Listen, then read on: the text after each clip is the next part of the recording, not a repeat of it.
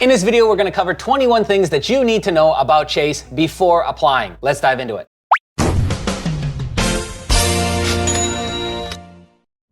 All right, so 21 things about Chase.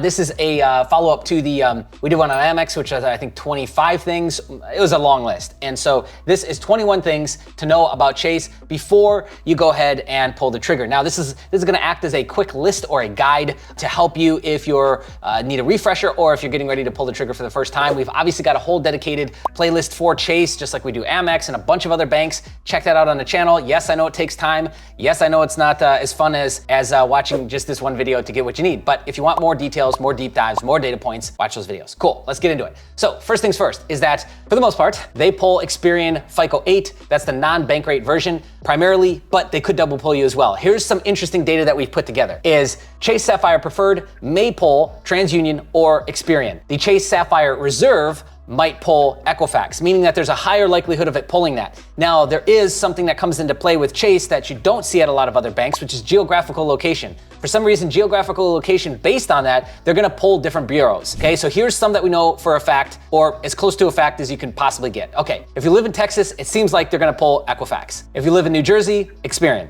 New York seems to be mixed between Experian and TransUnion. We've literally had people that live 10, 15 minutes away from each other, and one got pulled Experian, and one got pulled TransUnion. I have no idea what's going on there. New York is probably by far the weirdest data point set that we've gotten so far. But again, both those people got approved. They just pulled, one pulled Experian over here, one pulled TransUnion over here. Okay, so again, take that for what it is, okay? Freedom and Slate cards are the easiest to get. Chase will sometimes offer a pre-qualification for personal credit cards. Right now, it's down again. It was up from like October to April, I think, of this year, and then they closed it down again. But you could also use recommendation engines because they are integrated into Experian, My Recommendations, Credit Karma has a My Recommendations section, and I believe Nav has one as well. All the popular recommendation engines for consumer credit should have Chase integrated into them so you could go and see what your likelihood is there. Now, again, if we were to stack this and make this even more in our favor, then what we would do is check to see if we pre-qualified for the cards on the site itself, which Chase doesn't offer this right now, but I'm just saying in a hypothetical, and then also check the matching engines. If both of those are saying high likelihood, 98% odds on Credit Karma, et cetera,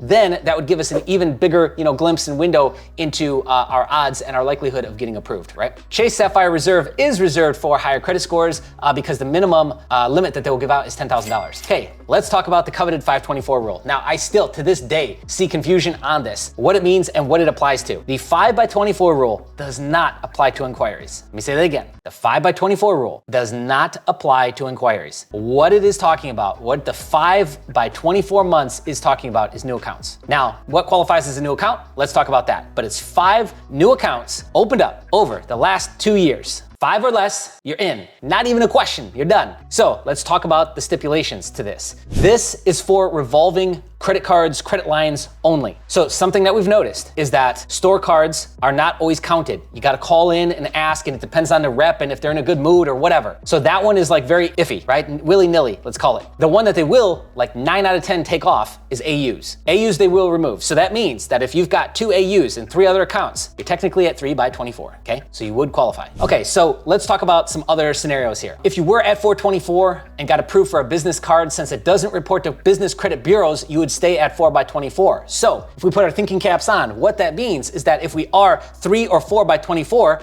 what do we apply for first? You guessed it, business credit. We'd go business credit first and then any personal cards, right? Even if that meant sole prop, which is technically a business card but trading under your name. So therefore you could actually get best of both worlds. You would get a business card, which does not report to your personal credit, and chances are you're gonna get a larger limit, and you can use it yourself. Then we could set up for any other cards that we wanted to get with Chase, we could maybe set those up under our LLC. Cool? Now, to take a small step back, if you have AUs on your account and you were denied, you want to call in and talk to a rep. That's what it says here in the notes.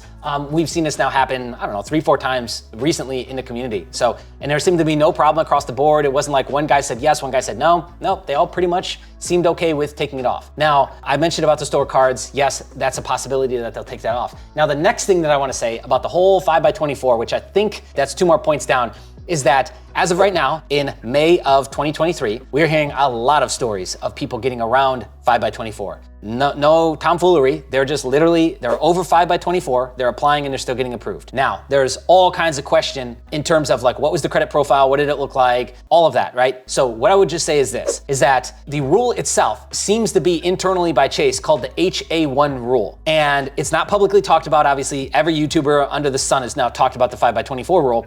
But the thing I will say is that from time to time, they seem to just kind of like let it go and like release the gate or like shut it off or something, unplug it out of the wall. And then, the floodgates open and a ton of people are able to get in when they're over 5 by 24, and then they kind of close it down again. This isn't like advertised or published in any sort of public fashion. It just kind of seems like if you're keeping your pulse on the community, you're checking the MyFICO forums, you're in a community like ours, it's just like all of a sudden somebody's like, hey, yeah, I was at 6, I was at 7, I was at 8. And then, oh yeah, I'll try it. And then like, that's how it happens. And then a bunch of people get in, and then the next thing you know, it's done with. Okay, for example, we had somebody recently that got in with 9 by 24. Yeah, kind of crazy, right? Okay, next, CLIs might be a soft pull, they might be a hard pull. I know that sucks to hear, but what I mean by that is we've just heard a ton of people saying that it was a soft pull for them, a bunch of people saying it wasn't. Maybe the geographical location comes into play here. I don't know. That's as good as it's gonna get for right now. Okay, next, have heard chatter in Reddit forums and a couple other places that 5 by 24 affects credit limit increases with Chase as well, but I would assume that that's not true, and more has to do with a recent new credit that you've gotten. So if you've gotten a bunch of new accounts and then you're trying to get also a Chase credit limit increase on top of that, that might not bode well. And again, they're probably looking at DTI, they're probably looking at credit utilization, your stated income, they're probably looking at the entire credit profile. So if you've got a weaker profile or something that maybe they don't like, then that's not gonna work out, okay? And you'll probably get rejected for that credit limit increase. I would just say, if I were to play it down the middle, I would just say be mindful of it, make sure you have a strong profile, make sure you've ticked all the other boxes with how you'd normally play a credit limit increase, utilization being down, DTI looking good, then pull the trigger, right? Next is check your just for you offers regularly. So when you set up a checking account with Chase, whether it's on the business side or the personal side, there is this little just for you link that you'll see at the top menu. And when you click on that, there is gonna be different options for you. So usually when you qualify for a credit card with them, you'll see an offer for a credit card in that section. You can have multiple cards across multiple businesses or the same card across multiple businesses with Chase as well, meaning I can have an Inc card on this business over here and an Inc card on this business over there. Doesn't matter. They work off of stated income 99.9% of the time. If you were to, I guess, mess up or do something that they don't like, yes, they can call in documentation, a 4506, ask for W-2s, ask for some sort of access like that, just like any other bank would. You can apply for a sole proprietor with Chase using your social security number, not having an EIN, not having a Dun & Brad, using your personal information, and qualifying for essentially business credit under your personal name. There is the 2 by 30 rule, which says that you can only have 2 applications every 30 days or else you'll automatically be rejected. We've seen this consistently now over the course of the last couple years. I would say down the middle, yes, that usually tends to be the case. Regarding intro bonuses now, let's start to talk about those and Sapphire rules and all of that, right? The fun stuff. Okay, regarding intro bonuses, you can qualify for a new bonus every 24 months. If you're currently an authorized user for a card you want to apply for, you should remove the AU yourself so that you can qualify yourself for the intro bonus. If you're on as an AU, you won't get that intro bonus. Make sense? The only exception to that rule is the Chase Sapphire cards, specifically the 1 Sapphire rule, which refers to Chase Sapphire card applications and approvals. You will not be approved for a second Sapphire card if you already have one open. So that means that you can have a Chase Sapphire Reserve, a Preferred, or just a Chase Sapphire card, but no more than 1 at a time. Okay, exceptions to the 1 Sapphire rule. I know, it's getting confusing here. If you had more than 1 Chase Sapphire card before the rule kicked in August 2018, then your cards are grandfathered in. Just, I would suggest never close those cards. You can also product change a card to have multiple Sapphires. In addition to the 1 Sapphire rule, you can only receive an intro bonus to a Chase Sapphire card once every 48 months or 4 years. Crazy, right? But not as bad as American Express where you only get 1 ever. So I guess we're still doing good there. Okay, you are not eligible for a personal Southwest credit card intro bonus if you currently have any personal Southwest Rapid Rewards credit cards, received a Southwest Rapid Rewards credit card intro bonus in the past 24 months. The above rules doesn't apply to the Southwest Rapid Rewards business cards, of course. There are currently 3 personal Southwest credit cards, in case you didn't know, so you can only get the intro bonus for 1 every 24 months. If you want to earn the Southwest Companion Pass from the credit cards, you have to apply for 1 personal card and 1 business Southwest card. Okay, last one.